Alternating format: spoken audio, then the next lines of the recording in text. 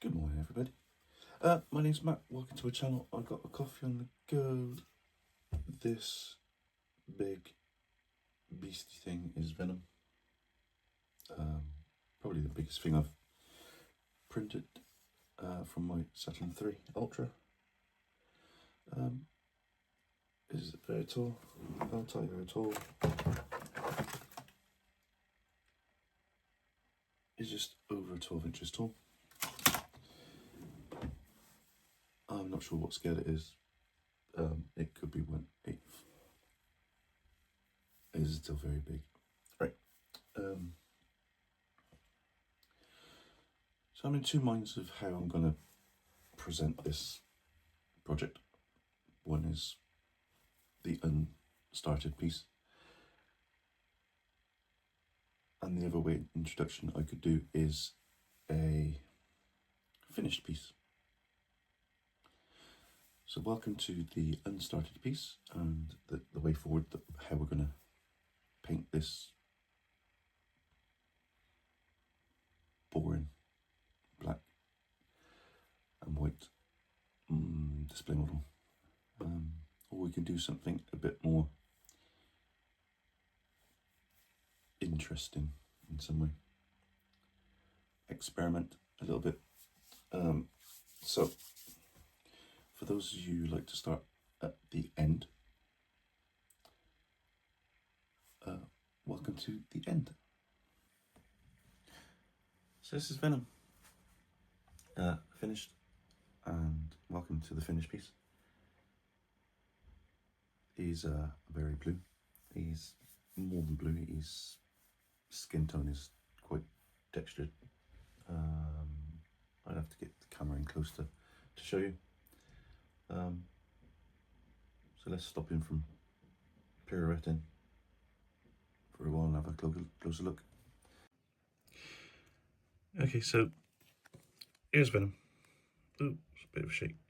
As you can see, you've got some kind of boiled texture going on.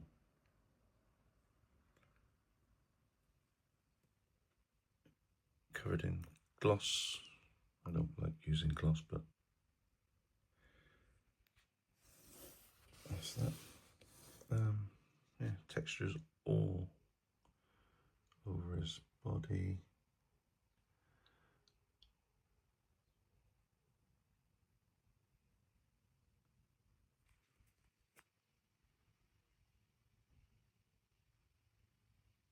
It's very good, very clean. I like Venom. He's a good character. I may do another Venom in the future, but it's not totally different. Right then, this is Venom. Now let's get on to the build to see how I painted it. Okay, so the first thing I'll do is separate Venom from his base and put him somewhere safe. So let's have a quick look at the base. We have some rocks and we have some blobby symbiote bits. This base is 2 parts and I've joined it together as best as I can. This is tuberous grey. It's kind of a purpley brown colour. It's a nice shadow colour. I recommend getting some. I think everywhere does it, from AK to Vallejo, and just dab it on absolutely everywhere and go as fast as you can.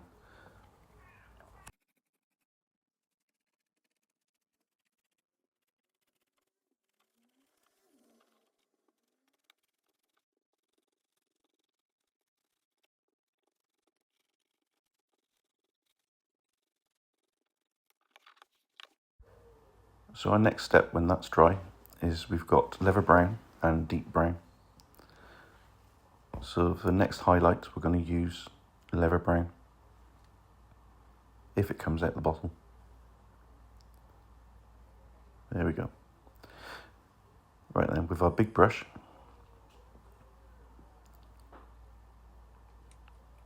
there is a big brush. Okay, so we're prepping for the second highlight.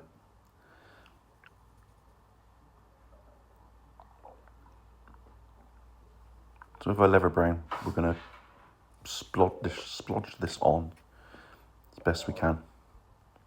Kind of a dry brush, but it's not dry. And we're going to hit every single high top.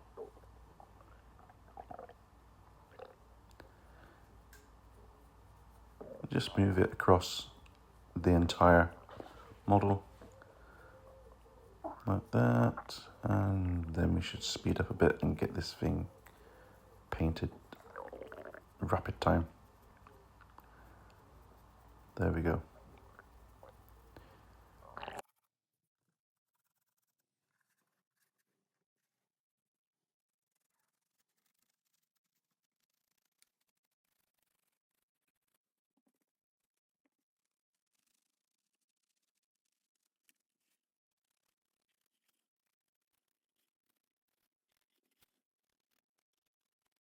So what I'm going to do now is I'm going to mix some of that deep brown into our liver brown and dry brush again and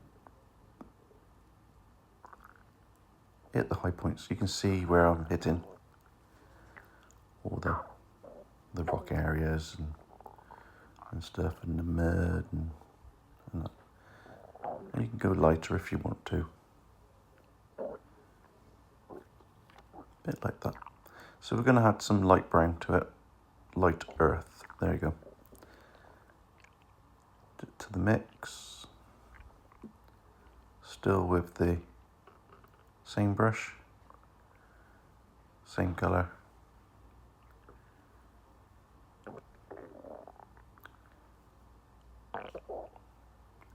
And we've got less paint on the brush this time.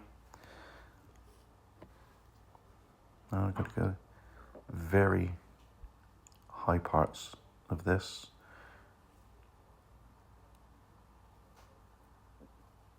And there we go.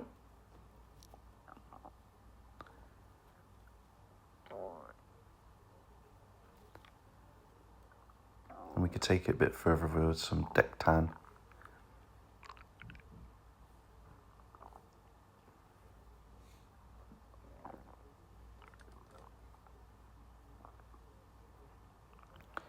So I've had my dry brush. It's an expensive dry brush. It's very good, and it doesn't cause any flick or splatter or anything, so which is always good. So just want to put it across the very tip. Now.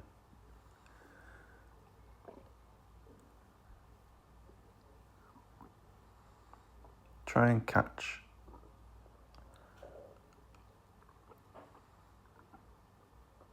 the areas. It doesn't matter whether you go across one way or up and down strokes. You just do what you feel.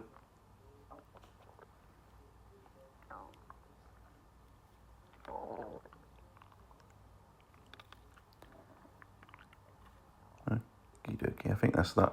And we're going to move swiftly along in a little bit.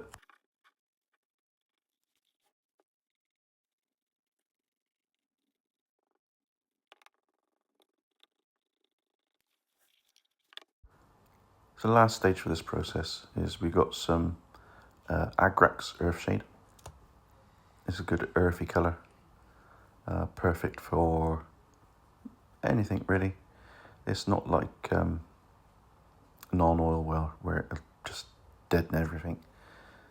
This is a nice sepia kind of colour to it. And we're going to put this absolutely everywhere and let it sit for a long time till it's all dry, and we'll come back to it, see how it's got on. It should pool at the bottom, which is exactly what we want.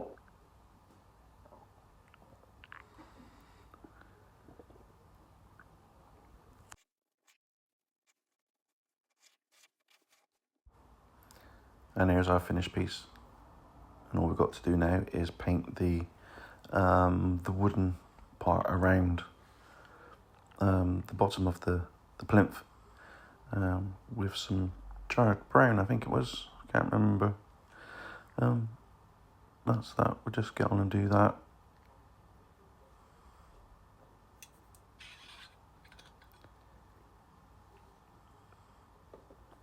And we'll get on to the next part in a little while.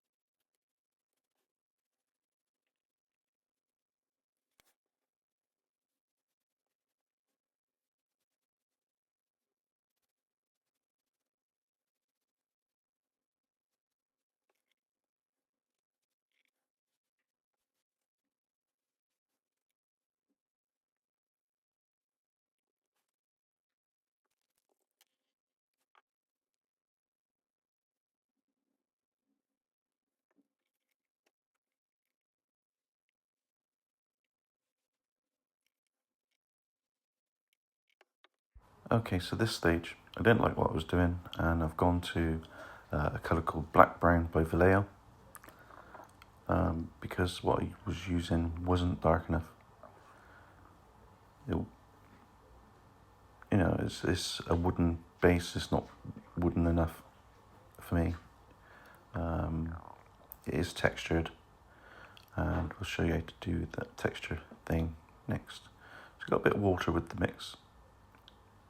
I'm going to slap it all on. You can see it's a bit darker than the previous colour.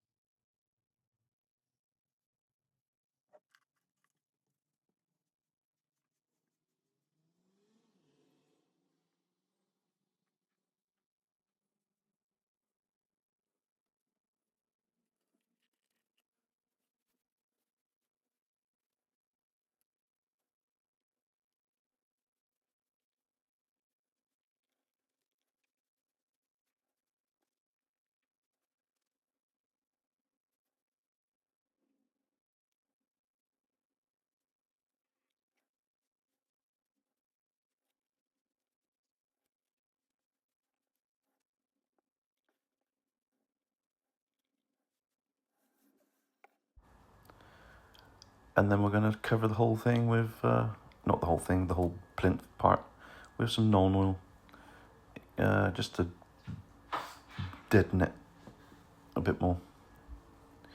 And this is quite runny, as you can see. I don't use non-oil as a 100% consistency. Is usually watered down to 50% non-oil, 50% water. So that should get into all the texture and detail, and just let it flow. Let's let it sit and see what happens later on.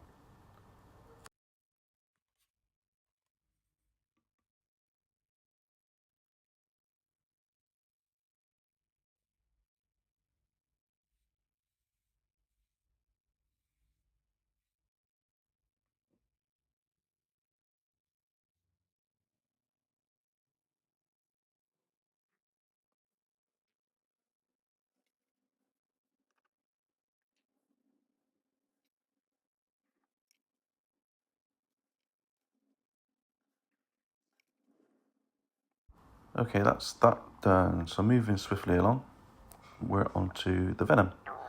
So this is Venom. We've primered them already in Colour Forge matte black primer, but it's the wrong type of black.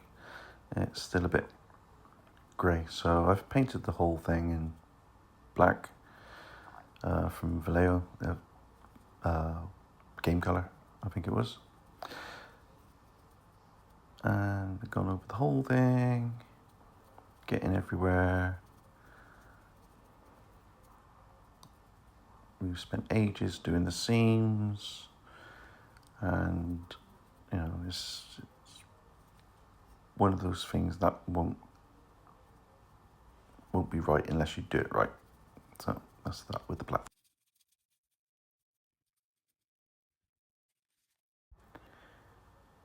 Make sure you're getting everywhere.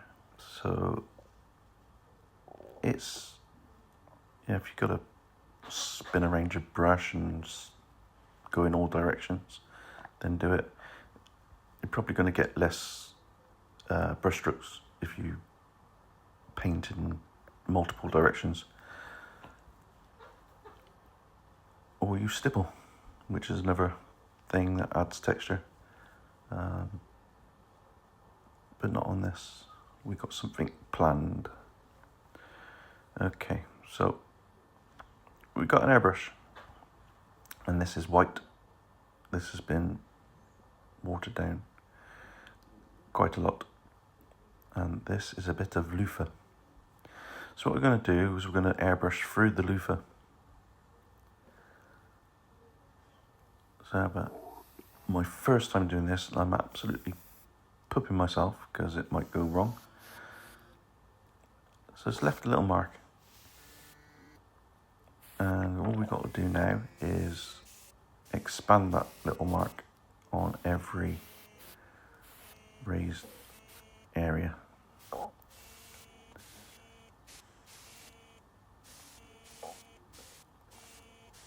Like that. And this took me a while. Actually, this took me absolutely ages. My airbrush broke down, I had to get it repaired, and because I wasn't getting any airflow. But persistence, you know, I was in the middle of a 3/4 finished piece, and I needed the airbrush. This is the only time I've used the airbrush this year. Most of my stuff is hand painted and got some kind of white texture over the top, looking like oh no, it's horrible. It's like ash.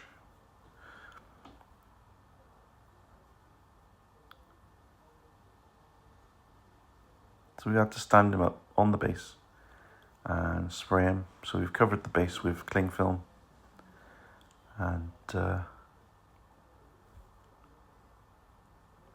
it's like that. Right, so what we got now is transparent blue, and I've watered down that transparent blue to about 70% water, and we're going to go in and we're going to go all over the blue, all over the white.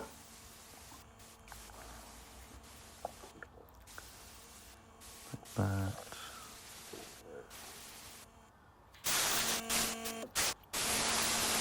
So as you can see, where the a normal blue colour would just cover over the white. The blues, the transparents left the white coming through, and now we're going over some shadow areas with some non-oil. Watered down a bit, which with a broken airbrush is pretty difficult. Because there was no airflow at all coming through this.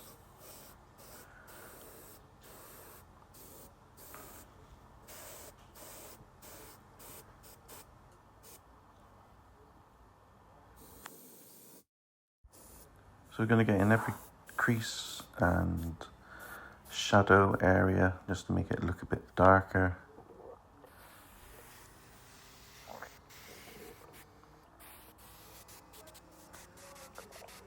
Come in there and there, and a bit quicker.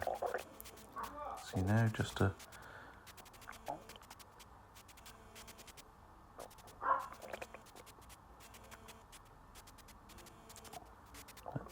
like that, and just let it sit until it dries.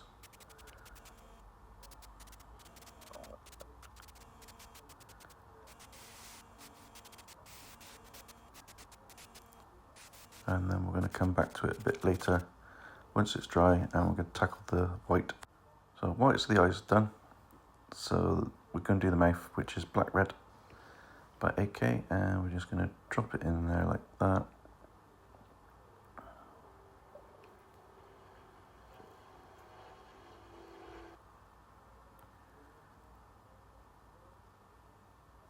I always struggle with camera positions on big stuff.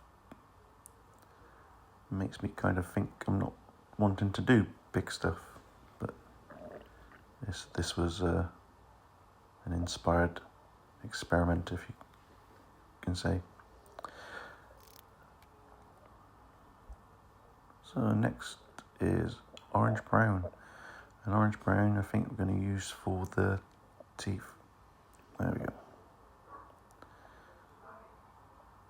So we've got our nice Artis Opus #2 brush, which lets paint flow really well. It took some time to get this.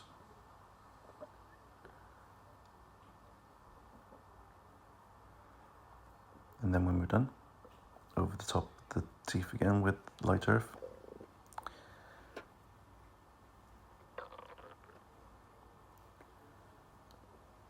And I'm going to sort out the focus because we're focusing on completely the wrong thing with this. And there we go. And the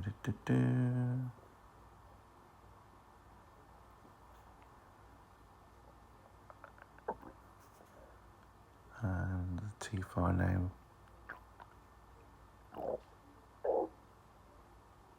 teeth colour. Well, dirty teeth colour. Venom teeth colour.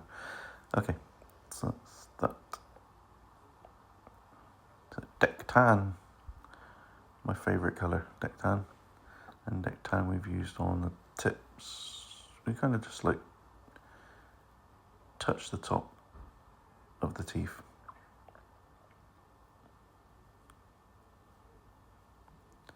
And when we're done, when that's all dry, we're going to use some Agrax and just drop it on like that. And I think I let this down and let it sit for a while until it was dried and it looked like that. This is very effective, very good. Okay, this is silver grey. We use this on the white areas. I didn't want to use white. White was too in your face, I should say. It was a nice colour. It covered well. I've started using AK and it's a nice consistency, very creamy. I was having some problems with Valeo's coverage, and that's that. And then we did the spider front and back with exactly the same colour.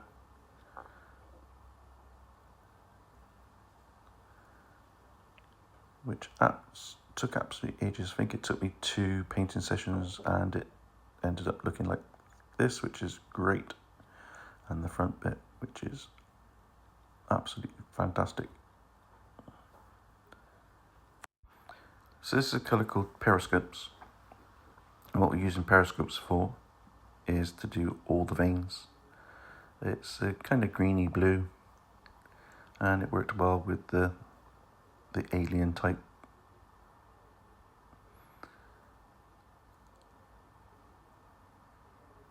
symbiote thing. And then we glossed the whole damn thing, and he looks absolutely monstrous. You see all the texture coming through, the dark and the light and the speckles, and